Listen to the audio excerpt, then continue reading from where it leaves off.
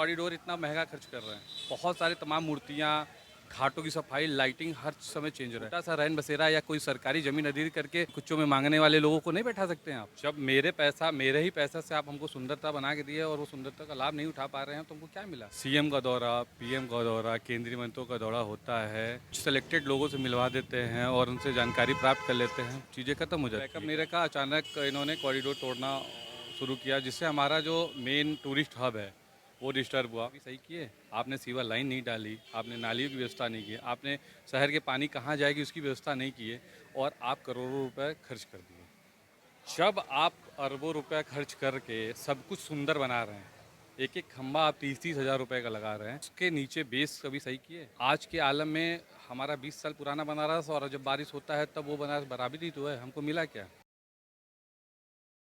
हम यहाँ काशी नगरी में हैं, जिसको वाराणसी नगरी कहा जाता है। ये प्रधानमंत्री का संसदीय क्षेत्र है, भगवान शिव की नगरी है और उसमें भी सबसे मुख्य जगह 80 घाट पे आए हैं। हर हर महादेव की नगरी है और हमारे साथ हैं राधे राधे जी। राधे राधे भाई साहब। राधे राधे सर।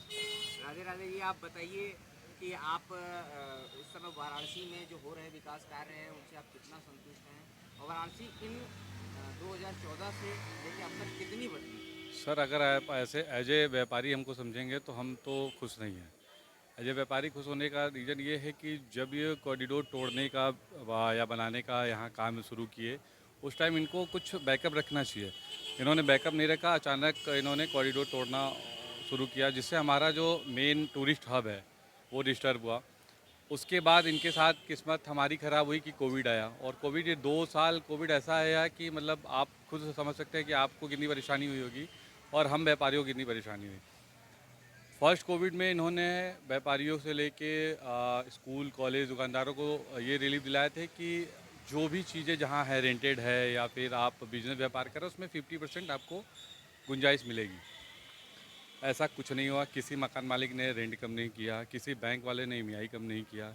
हर हर एक समस्या से हर आदमी जूझता गया, जिसका रीज़न है कि बहुत लोग आर्थिक तंगी से सुसाइड भी किए, कुछ कोविड की वजह से चले गए। अब जो व्यापार का पोजीशन है इस समय जो व्यापार का पोजीशन है वो बनारस में जीरो के लेवल पे है।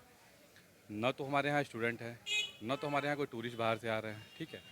आ भी रहे हैं तो उनके पास पैसे हैं कि वो अच्छी जगह जाके डिजर्व करें और हमारे मूल खर्चों को देखें। रही बात यहाँ के लोकल बिजनेस है, लोकल आप दुकानदार जो अब ये जो यहाँ लोग चाय बेच की ज़िंदगी जीते थे उनके बारे में तो किसी ने नहीं सोचा ना। सीएम का दौरा, पीएम का दौरा, केंद्रीय मंत्रियों का दौरा होता है, कुछ सेलेक्टेड उनके कार्यकर्ता कुछ सेलेक्टेड लोगों से मिलवा देते हैं और उनसे जानकारी प्राप्त कर लेते हैं, चीज़ें खत्म हो जाती है क्या? आप जिस वर्ग से मिल रहे हैं, आप नाविक से मिलिए। 5 नाविक को आप जोड़ के और एक जगह बैठा के उनको उनकी तरीके समझा के और आप सीएम और पीएम के सामने प्रेजेंट करते रहें। बाकी और 40,000 जो नाविक है वो ख़त्म हो जा रहे हैं क्या? उनकी समस्या नहीं होती है ना। चीज़ें कोविड के बाद बाढ़ आई, लमसम 1 महीना बाढ़ ने डिस्टर्ब किया। अभी भी आप घाटों की समस्या ये है कि आपको बोट तक जाने के लिए कीचड़ में जाना है, नाविक अपने कंधों पे बैठा के ले जाते हैं सवारियों को। कुछ व्यवस्थाएं किए हैं गवर्नमेंट की तरफ से, क्या व्यवस्था? कोई व्यवस्था नहीं। जिस जगह का रेट 50 रुपये था, नाविक उसको 20 रुपये में ले जा रहा है। हम जिस जगह व्यापार कर रहे हैं, हम रेस्टोरेंट में सोच रहे हैं कि लोग चाय पीने ही कम से कम मेरे यहाँ आएं। कम से कम मूल मेरी खर्चे निकले, क्योंकि हमें जिस जगह है वहाँ रेंटेड है, हम स्टाफ रखे हैं, वो भी उनका फैमिली भी हमारे ऊपर ही टिका हुआ है। तो हम जब कमाएंगे या फिर हम किसी से काम लेंगे तो चाहे मेरे पास रहे चाहे रहे, लेकिन सामने वाले का घर और पेट देखना है हमें। तो इन सब चीज़ों से सरकार की उपलब्धियां क्या है? सरकार की उपलब्धियां, सरकार ने बहुत कुछ सोचा था पर बेसिक वो पेपर मॉडल ही तैयार कर पाए।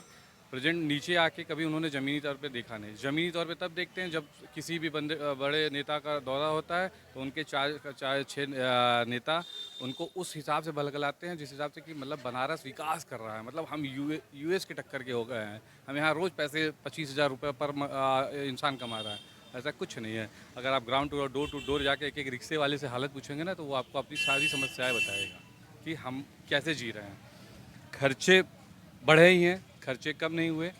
जो इंसान घर में बैठा है वो उसकी खर्चे डबल हुए हैं। आय का साधन नहीं है, जिनके पास जमा पूंजी थी वो ख़त्म है। मेडिकल के नाम पे कुछ नहीं है, मेडिकल के नाम पे कुछ नहीं। आप सरकारी अस्पताल चले जाइए तो आपके साथ ऐसा ट्रीट होता है जैसे मतलब कि हम तो दूसरे देश से आए हैं। सारी सुविधा आप उनको प्रोवाइड करा रहे हैं जो यूजुअल है। आप जो भी सुविधा ला रहे हैं, जो भी आप राहत सामग्री बाँटे हैं, बता के चलिए कि आप किसी बाढ़ पीड़ित इलाके में जाके देखिए कि राहत सामग्री उन तक पहुँची है जिनको नीड है। लेकिन उन तक ज़रूर पहुँचिए जो आपके कार्यकर्ता है, चाहे वो निचली जाति से आते हो, ऊपरी जाति से आते हो या आपके कार्यकर्ता, उनके घरों में अभी चेक करा लीजिए। मेरा दावा है कि आप किसी हर कार्यकर्ताओं के घरों में चेक करा लीजिए, राहत सामग्री आपको मिलेगा और अच्छे पैमाने पे मिलेगा। जिसकी ज़रूरत उनके घर में नहीं, वहाँ होनी चाहिए जहाँ है। वो दे किसको रहे हैं? जिससे वोट बैंक है, आप सिर्फ उनको दे रहे हैं।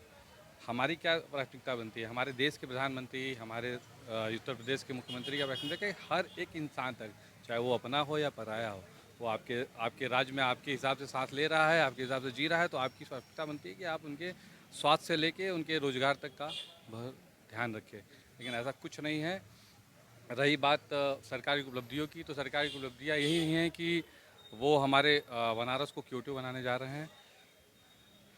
अच्छे लेवल पे काम भी कर रहे हैं, ठीक है। लेकिन आप विकास कार्य में देख लीजिए कि विश्वनाथ कॉरिडोर ही ले लीजिए।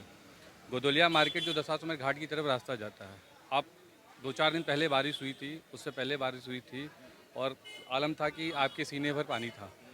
जब आप अरबों रुपए खर्च करके सब कुछ सुंदर बना रहे हैं, एक एक खंबा आप 30-30 हज़ार रुपये का लगा रहे हैं, बट आप उसके नीचे बेस कभी सही किए? आपने सीवर लाइन नहीं डाली, आपने नालियों की व्यवस्था नहीं की, आपने शहर के पानी कहाँ जाएगी उसकी व्यवस्था नहीं की है और आप करोड़ों रुपए खर्च कर दिए।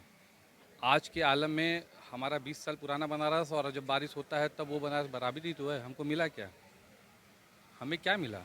जब मेरे ही पैसा से आप हमको सुंदरता बना के दिए और वो सुंदरता का लाभ नहीं उठा पा रहे हैं, तो हमको क्या मिला? हम जिस समस्या से जूझ रहे हैं वो समस्या हमारी ख़त्म नहीं हुई, तो हमको क्या लाभ मिला?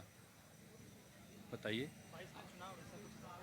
22 का चुनाव सर, ये अब अभी आप देखिएगा, अभी जुल्मेबाजी एकदम शुरू होगी, युवाओं को लुभाया जाएगा, नौकरियां बांटी जाएगी और विधवा लोग को पेंशन बांटा जाएगा, सब कुछ अभी शुरू हो जाएगा हर एक पार्टी की तरफ से। और अपनी जो सरकार फिलहाल है प्रेजेंट टाइम में, उनकी तरफ से भी चलेगी, पर मूलतः जिन तक ज़रूरत है उनको नहीं मिल रहा है। आप 1000 लोग, 5000 लोगों का सर आपके पास अगर मैं बोलूँ कि सर मैंने 5000 लोगों को रोज़ भोजन कराया है, मामूली काम है? घर का 5 सदस्यों को भोजन बराबर मिलता है अच्छा वाला, वो तो आप अच्छे से मेंटेन नहीं कर पाते हैं। अब 5000 का जनसंख्या हम आपको भेज रहे हैं, तो आपको भी सोचना चाहिए। आपके साथ तमाम तरह के सहयोजक है, तमाम तरह के IAS ऑफिसर आपके पास है, उनके पास भी प्रेजेंट टाइम माइंड होना चाहिए कि एक बंदा 5000 लोगों को कैसे हैंडल कर पा रहा है। जब हम हमारे पास सब कुछ होते हुए भी हम एक छोटा सा प्रदेश नहीं मैनेज कर पा रहे हैं, तो कैसे? लेकिन पेपर वर्क, मीडिया, हमारे यहाँ इस समय सबसे बड़ा अगर कोई चल रहा है तो मीडिया। प्रशासन बुला के अगर मीडिया को दबेड़ दे रही है ना कि मेरे अगेंस्ट अगर खबर चलाए तो पूरी चैनल बंद करा दूंगा, औकात नहीं है किसी मीडिया कर्मी की कि उसके अगेंस्ट खबर चला दे। आप जब तक सच्चाई नहीं बताएंगे, हम जब तक चिल्ला के सच्चाई नहीं बताएंगे, ठीक है, तब तक तो सच्चाई लोगों तक पता नहीं चलेगी ना। मेरा ये कहना है, हर देश के जागरूक व्यक्ति से ये मेरा ये कहना है कि आप चाहे अच्छा हो या बुरा हो, आप सामने बातों को रखिए। आप किसी से मत डरिए, किसी से मत डरिए। अरे हम उस देश में रहते हैं जहाँ सबकी आज़ादी है। आप हमारे देश में बाहर से लोगों को ला के रिफ्यूजी कैंप से लेके हर एक सुविधा दे रहे हैं, और जो हम यहाँ के हैं वहाँ हमारे पास कुछ नहीं है। मेन पूछ है आप हम बोल रहे सर आप कॉरिडोर इतना महंगा खर्च कर रहे हैं, बहुत सारे तमाम मूर्तियाँ, घाटों की सफाई, लाइटिंग हर समय चेंज हो रहा है। क्या एक छोटा सा रैन बसेरा या कोई सरकारी ज़मीन अधिग्र करके कुछों में मांगने वाले लोगों को नहीं बैठा सकते हैं आप? सर क्यूटे शहर में रैन बसेरा नहीं बैठा, तो क्यूटे शहर में सर हमारे हर एक व्यक्ति को छत का है ना, छत की जिम्मेदारी है ना आपकी। जब हम क्यूटो बना रहे हैं तो हमारे यहाँ गंदगी नहीं होनी चाहिए। गंदगी मतलब कि सड़क की गंदगी नहीं, वो समाज की गंदगी को भी आपको दूर करना चाहिए। नहीं है सर, वो 40 लाख विधानसभा में नहीं, आप किसी भी नेता और उनके कितने भी अधिकारी उनसे पूछे, वो 40 लाख छत कहाँ है उनके पेपर पे या हमारे प्रेजेंट टाइम में, या मैंने देखा है 10 लोगों का इंटरव्यू लेते हैं और वो 10 लाख सिर्फ ये करते हैं कि बाबा है, सरकार है, बीजेपी है तो हमको छत मिला है। इससे पहले नहीं मिलता था क्या? इससे पहले भी आप अम्बेडकर नगर में जाके देख लीजिए, गरीब योजना में, प्रधानमंत्री आवास की योजना में देखिए, आज तक आप देखे हैं क्या? गबन पे गबन है, कहीं किसी को छत नहीं है। अगर छत होता तो कोई सड़क पे सोएगा सर? आप ही बताइए ना। मेरे पास छत होगा तो हम घर में सोएंगे ना, हम सड़क पे क्यों आएंगे?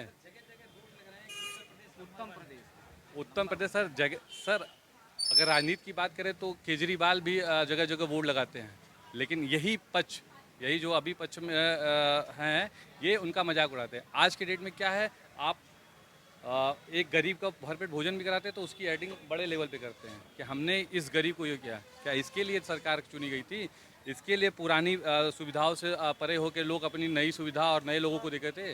बनारस की जनता सर देखिए, ये बाबा की नगरी है, यहाँ एक ही तय सो लगता है। यहाँ आने वाले समय में कुछ समय और रुक जाइए, हिंदू मुस्लिम शुरू हो जाएगा। तो जैसे हम हिंदू हैं, आप मुस्लिम हैं, अगर आप हम समझदार हैं तो हम अच्छी सरकार चुनते हैं। लेकिन जो पुराने जो जैसे हमारा 80% वोट इन्हीं चीज़ों में ख़राब हो जाता है। तो वो तो आप भी जानते हैं कि